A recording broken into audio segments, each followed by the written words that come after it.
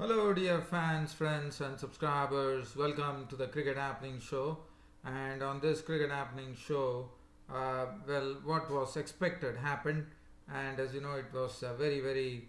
It was not a easy track to bat on. And even though talking about the Australia and South Africa, it was quick work by the South Africa. I mean, not very quick work, I would say. They really extended it till almost the tea interval, and then finally it was South Africa who went one zip in the series with 177 runs win over the Aussies at the Wacker in Perth, where we could see a lot of cracks on the pitch, and it was only to be expected.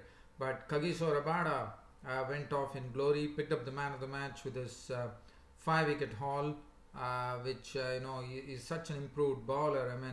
I think Kagiso Rabada is absolutely ready now to take on the baton from Dale Steyn, because the way he has bowled, he was simply superb. I'll be talking about that. And as far as Sri Lanka and Zimbabwe were concerned, Zimbabwe went on to a huge score of 504, which was spurred on by Asela Gunaratne today, who went on to his maiden century.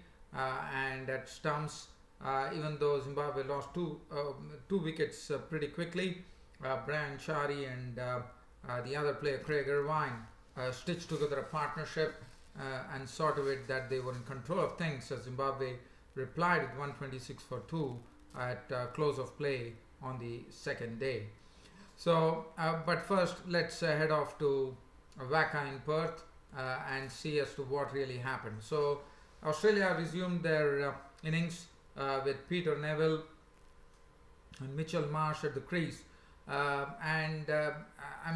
could see there were a lot of cracks on the pitch, especially a pitch which has had lots of wear and tear after 4 days. But South Africa struck it big early on in the morning yesterday, and there was a bit of a controversy, but again, as you know, it was ruled out by the decision review system, in the sense the decision was reviewed, and we are talking about Mitchell Marsh here, who did a good job with Adam Mitchell Marsh, and it was Usman Khawaja. I'm sorry, I said Peter Neville. It was Usman Khawaja at the crease. Usman Khawaja was looking very confident at the crease. Mitchell Marsh, and both were slowly trying to defy the South African bowlers as the score really moved on.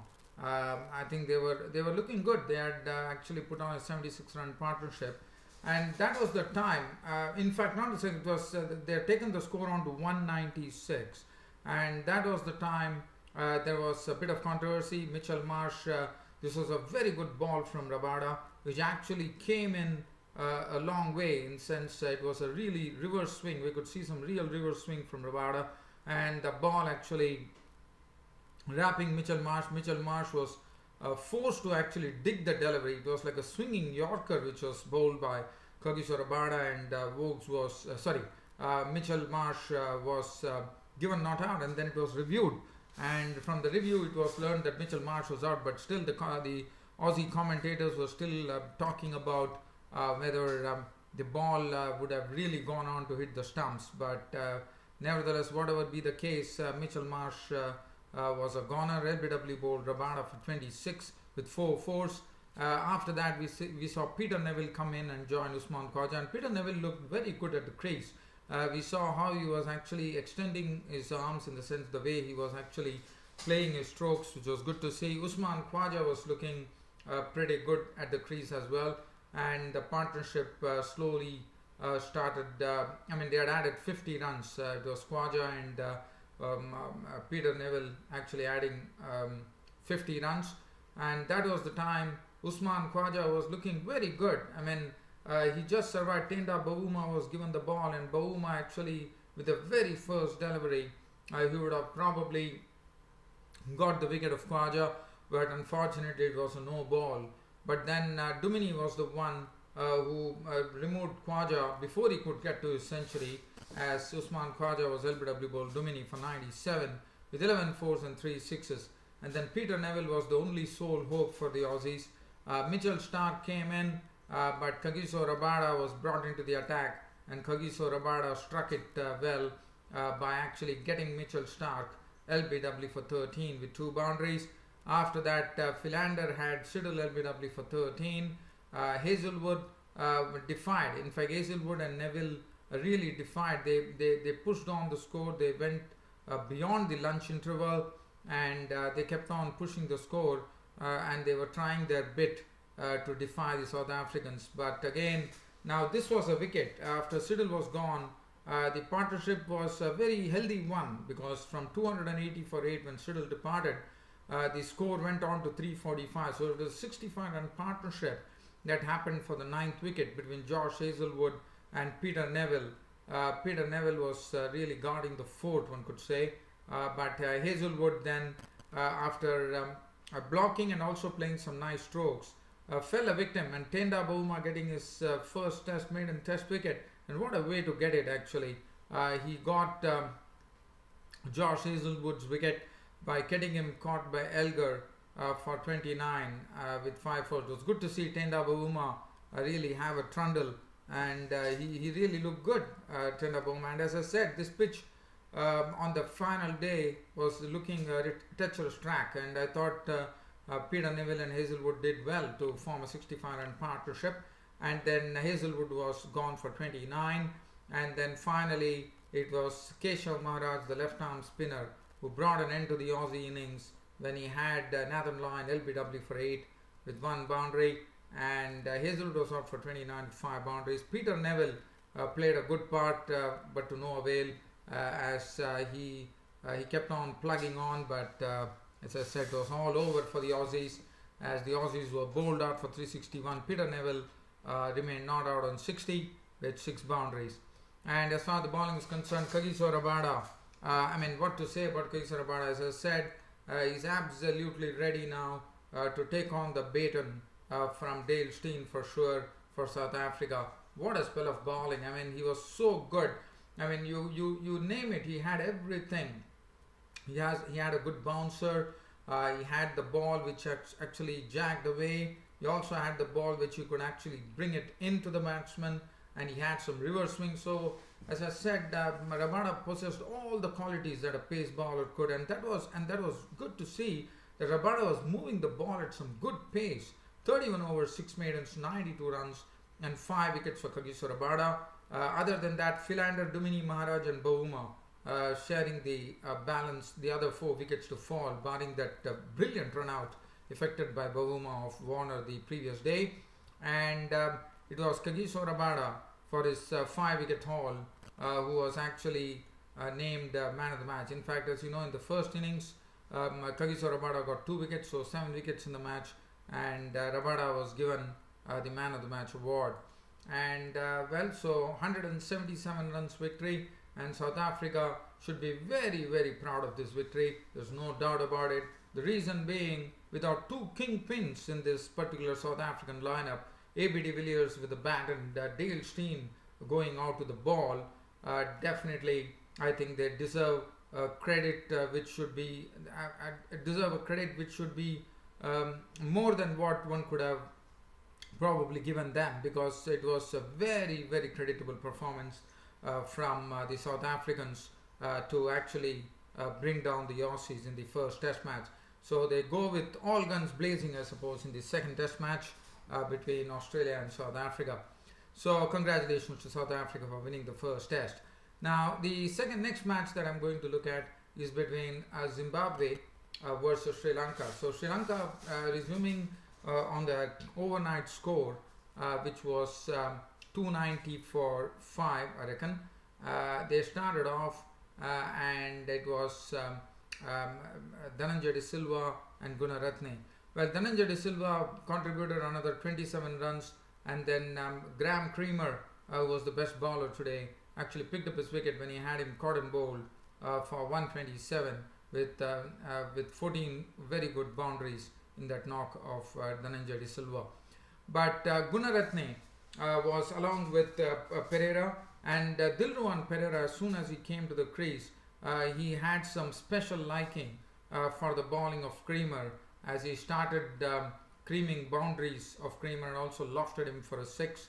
And then finally it was Creamer only who had the last laugh, as he had him LBW for 34 with 4 fours and 1 6. In the meanwhile, at the other end, Asila Gunaratne,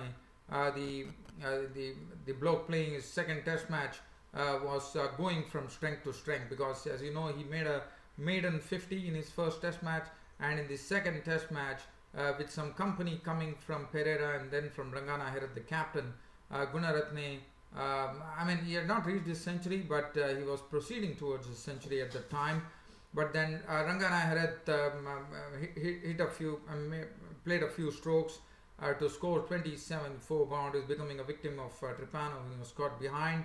And then Lakmal was the next to go, bowled by Tripano for naught. And now all eyes were on Gunaratne, because it was the number 11 batsman Lairu Kumara at the crease, the 18-year-old teenage player, and Gunaratne was at the other end. But what was good about Lairu Kumara was that he wanted Asila Gunaratne to get his century, so he decided to really block a few balls. He did a good blocking, I would say, and then Gunaratne, when he got his chance, really caught on and saw to it that he got to his century. And once he got to his century, we saw how he actually smoked a beautiful 6 by dancing down the wicket and lofting the bowler. So it was good to see. So Gunaratne was going on to his maiden test run, and he definitely looked good in his very, very good knock. A crucial knock, one could say, as he was finally, Lairu Kumara was there, not out on 7, and then Gunaratne trying to loft Williams left his crease, and he could not regain his crease, as Moore behind the stumps did the rest, but not before Gunaratne had contributed 116 with 15 fours and 1 6. 504 all out was the final tally for the Lankans. And the bowling, as I said, Creamer was the pick of the bowlers today. 40 overs, made in 136 runs and 3 wickets, and Tripano took 2 for 34. As far as Zimbabwe were concerned, their reply, which started, did not start off in the right manner, as they lost Mawayo pretty quickly, as it was Rangana Herath did not waste any time after giving the new cherry to Suranga Lakmal. He knew that this pitch had lots of turn, and Rangana Herath decided that he is not going to waste any time and see whether there was some attacking captaincy, I thought, from Rangana Herath. Immediately Rangana Herath not giving Lairu Kumara the ball, in fact taking the ball himself, and he did a good turn. In fact, he beat Tino Mawayo, and he had him LBW for 3. So that was the first wicket to go, which made it 17 for 1. And then Hamilton Masakadza was beaten, I would say, by probably the slow turn and bounce, I suppose, as Masakadza was held by catch was held by De Silva of the bowling of Herath for naught. And Herath, after taking the new ball and started bowling, and he picked up 2 quick wickets to leave Zimbabwe in trouble at 17 for 2. But then Brian Chari was at the crease, and Brian Chari was joined in by Craig Irvine, the experienced campaigner. And then Brian Chari decided that he is not the one to really settle down. In fact, he decided to chance his arm against Herath, as he actually swept him for one beautiful 6, and then also hit him for a few boundaries in that same over to really put Herath off his length. And the other end, Craig Irvine was slowly building an innings, and then Brian Chari also hit one more 6. He hit 2 6s, and the second 6 was also hit of the bowling of Rangana Herath, another slog sweep. And Brian Chari was really playing in an aggressive vein, but then he realized that they definitely need to stitch together a partnership here, and then Craig Irvine and Brian Chari went in there in a way that the Zimbabwe would have wanted, as they slowly started guiding the team through to stumps, and when stumps were drawn for the day, it was the Zimbabwean score read 126 for 2, Brian Chari was not out on 60 with 6 fours and 2 sixes. Looked very good in his way he was batting. And Craig Irvine was also playing confidently, not out on 60 with 8 boundaries as the day finished for Zimbabwe. As far as bowling was concerned, Lakmal had done for 23. Rangana Herath had 2 for 44 for Rangana Herath, who actually took the new ball and started bowling. Kumara 6 overs none for 24. Lairu Kumara, the pace bowler. Pereira 6 overs none for 23. Gunaratne bowled 2 overs for 5. But one thing that I can tell you, but looking at the page, I had told this on my previous cricket show too, that this pitch is likely to really break very, very quickly, because there's already a lot of turn on this pitch, and I think Zimbabwe would be the ones who would be finding it very tough, because now for Zimbabwe, the primary target would be to get to the 304 runs mark to avoid the follow on, and one has to see whether Brian Chari and Craig Irvine can actually continue the good work for a long time, and then hope to see Graham Creamer get amongst the runs, and also they still have some good strong batting to come actually, if they live up to their names, Sean Williams, Malcolm Waller, Peter Moore and Creamer. If they could really put together a good partnership and see to it that they can achieve the follow-on, that would be great for them. Or else I think things should be looking pretty bleak. But nevertheless, it was a very interesting day's play here at the Harare Sports Club, and one looks forward to the battle being resumed tomorrow. That's on the third day at the Harare Sports Club between Lanka and Zimbabwe. Well, dear fans and subscribers, I don't have anything else to add as far as this is concerned, any cricket news is concerned. This is your host Ram bidding good night for the day, and hoping to see you all tomorrow on my next Cricket Happenings show. Good night.